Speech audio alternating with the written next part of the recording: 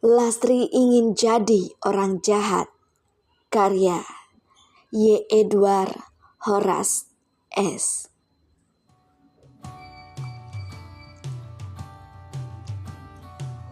Bila terselenggara penghargaan sekelas nasional, boleh pun mencapai internasional. Untuk siapa insan yang layak menyandang predikat sebagai orang baik? Tampaknya Paimo akan menyebut gelar pemenang berturut-turut, sekalipun tidak minimal menjadi nomine. Boleh jadi namanya melambung tenar karena untuk level nasional berbagai media tertarik meliputnya, meskipun tidak setertarik meliput kabar orang jahat. Ini bukan dugaan, lantaran akhir-akhir ini demikian yang dipandang Lastri di TV. Lastri ingin jadi orang jahat saja, tidak seperti bapaknya, Paimo. Kalau ada yang ingin tahu siapa orang pertama yang datang ke rumah tetangga yang keluarganya baru saja meninggal, jawabannya sama dengan siapa yang paling terakhir pulang dari gereja setiap ibadah minggu. Tidak ada bedanya pula yang terjadi pada sosok itu ketika pengumuman kerja bakti menjelang Agustusan di RT terdengar lantang lewat toa masjid. Secepat kilatan cahaya, begitulah hatinya tergerak. Ia langsung lupa diri dan mengingat orang lain. Gusman, santai saja jalannya, kayak kamu baru pertama kali di sini. Sudah beres itu, kita tinggal ongkang-ongkang kaki. Justru karena itu, saya tidak enak hati, jawab orang yang disapa Gusman itu setelah kepalanya menengok ke belakang, memandang 4 pemuda yang santai dengan langkah kakinya. Gusman menyegerakan diri menuju balai warga. Dari kejauhan, samar-samar terbayang seseorang berumur sepertiga abad di halaman balai. Tangan kanannya mengayunkan sapu lidi, sementara tangan kirinya memegang pengki. Seperti kebanyakan orang, punggungnya membungkuk. Suara serak-serak daun-daun coklat kering yang terseret menyatu bersama garukan ujung lidi di jalan. "Kapan kamu datang? Cepat sekali," ujar Gusman. Sebetulnya Gusman tak perlu bertanya lantaran orang se-RT pasti tahu jawabannya, tak terkecuali dirinya. Namun Gusman tak berhasil menemukan pertanyaan basa-basi lain tersebab dirinya tak sempat lagi berpikir karena lelah dari tadi capek berlari. Gusman pun sebetulnya tahu lelaki di depannya tak pernah segera menjawab sebelum halaman balai bersih dari segala noda. Bibir tembal lelaki itu yang berwarna hitam terus tertutup rapat. Lagi-lagi itu pun tak sempat dipikirkannya sehingga ia terlanjur sedetik kecewa karena pertanyaannya dibiarkan lalu begitu saja. Gusman, kamu baru pindahan rumah?" Seseorang pemuda di belakang Gusman yang baru tiba berujar diiringi gelak tawa. 3 pemuda lainnya ikutan tergelak. 1 dari 3 pemuda itu menepuk pundak Gusman. Ia merasa tidak heran dengan apa yang dilihatnya karena hampir demikian yang ia saksikan setiap selesai ibadah minggu.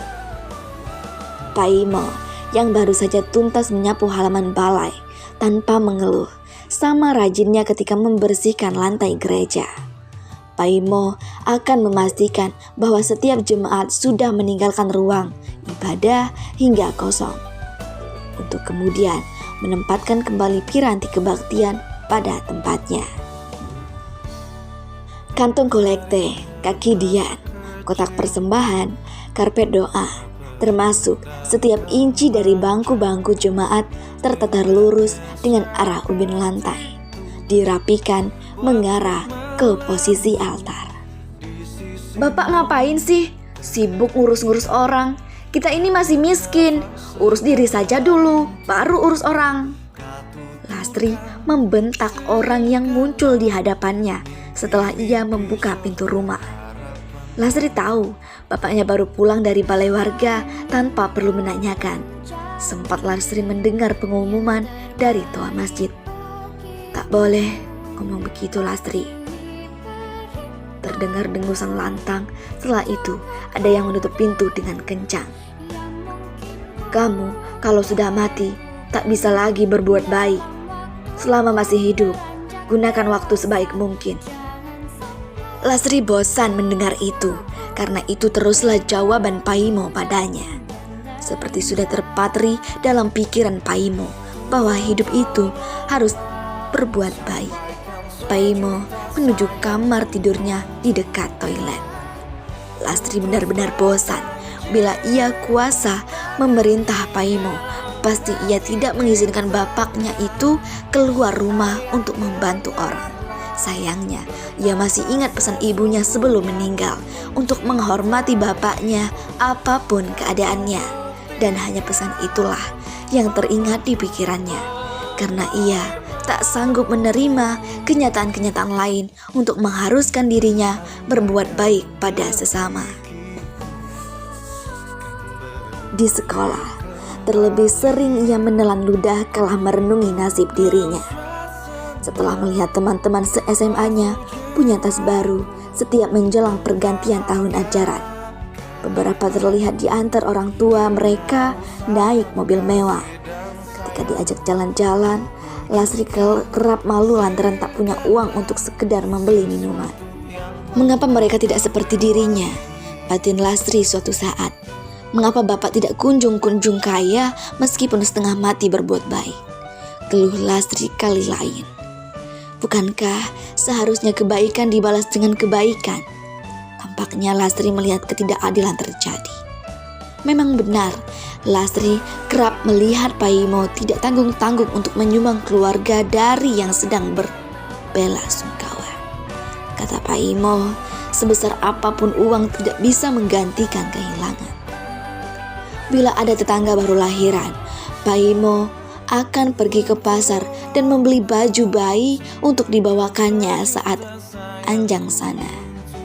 Sepetak jalan RT yang berlobang pernah pula ia perbaiki dengan uangnya sendiri, lantaran menunggu dari pemerintah setempat tidak cair-cair, sementara ia sudah berkali-kali mengadu. Terus saja Lastri berharap Paimo, bapaknya, mendapat limpah balas kebaikan yang nyata. Tetapi tak ada. Yang ada, uangnya habis, tabungan terkuras, di dompet hanya cukup buat makan sehari-hari. Rumahnya begitu-begitu saja, hanya beratap gedek. Kita berbuat baik, tidak untuk berharap pamrih. Kita siapkan tabungan di akhirat nanti. Begitulah jawaban Paimo yang Lastri tolak untuk mengingatnya. Hanya sekali-kali kembali teringat ketika Lastri tiba-tiba merindukan bapaknya itu. Bapaknya yang tiba-tiba meninggal bersimbah darah di jalan karena tertabrak motor ketika dalam perjalanan menjenguk tetangga yang sakit. Sial, oh betapa sial orang baik itu. Buat apa berbuat baik tanpa mendapat imbal baik yang nyata? Bukankah seharusnya orang baik mendapat penghargaan? Dunia tempat Lastri berpijak menolak mengiyakan. Sungguh jarang Lastri mendapati tontonan jasa-jasa orang baik terpampang di TV. Beda ceritanya dengan perselingkuh, pencuri, pembunuh, koruptor yang lebih sering mendapat tempat untuk disorot dan segudang penontonnya.